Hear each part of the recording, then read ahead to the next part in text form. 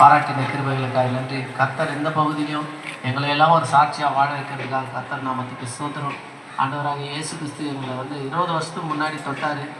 ஆனாலும் தேவனுக்கு உண்மையாக ஊழியம் செய்யக்கூடிய வழியெல்லாம் நாங்கள் போகல. ஏதோ சபைக்கு போவோம், ஆண்டவரை தேடுவோம், மறுபடியும் என்ன பண்ணுவோம், வீட்டுக்கு போய் எப்போதும் இருக்கிற காரியங்களை தான் வாழ்க்கையில் செய்வோம். ஆண்டவராக இயேசு கிறிஸ்து வேதத்தில் சொல்லியிருக்காரு, எனக்கு ஒருவன் ஊழியம் செய்தால் நான் அவனை பிதாவின் இடத்திலே பரிந்து பேசுவாராம். அப்படியாப்பட்ட காரியங்களை சபைக்கு போக போக தான் எது சரினோ எது தப்பு எது சரின்னு தேவன் விளங்க பண்ணினார் எங்கள் வாழ்க்கையில். இதை போல தான் என் வாழ்க்கையில் என் கூட பிறந்தவங்க ஒரு சகோதரி வருது. சகோதரி நான் தான் வீட்டிலேயே மூத்த பிள்ளை. எங்கள் அப்பா வேசல்படி ஹவுசிங் போர்டில் தான் நாங்கள் வந்தது எல்லாம். இந்த பகுதியில் நான் வர்றதுக்கு காரணம் எங்கள் அப்பா எங்கள் அம்மா இறந்துட்டாங்க. என் சகோதரி கல்யாணம் ஆகிடுச்சு. நான் எனக்காக ஒரு பொண்ணை இந்த பக்கம் மகாராணி பக்கம் தேடி கல்யாணம் பண்ணிட்டு இந்த பகுதியில் வந்தேன்.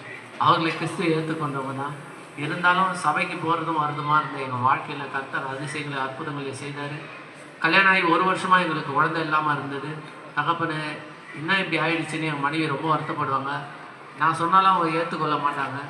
விசுவாசமாக ஆண்டவர்கிட்ட ஜெபிக்கும் போது ஒரு நாள் சபையில் சொன்னார், அம்மா இந்த வருஷம் உனக்கு கர்த்தர் ஒரு குழந்தைய கொடுப்பார், அதுவும் இந்த மாதத்தே கொடுப்பாருன்னு சொல்லி கர்த்தர் அப்படியாப்பட்ட ஆசீர்வாதங்களை எங்களுக்கு சொன்னார்.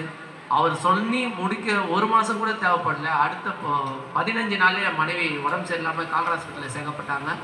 கால்ரா ஹாஸ்பிட்டலில் போய் சேர்த்தும் போது டாக்டர் என்ன பண்ணாங்க, எல்லாத்தையும் செக் பண்ணி பார்த்து, அம்மா நீ கன்சீவாக இருக்க, உனக்கு ஊசியம் போட முடியாது, இதுவும் கொடுக்க முடியாதுமா அப்படின்னு சொல்லிட்டு சாதாரண ஒரு மாத்திரையை கொடுத்து கர்த்தர் அந்த இடத்துல சபையில் சொன்ன அதிசயத்தையும் அற்புதத்தையும் கர்த்தர் வெளிப்படுத்தினார்.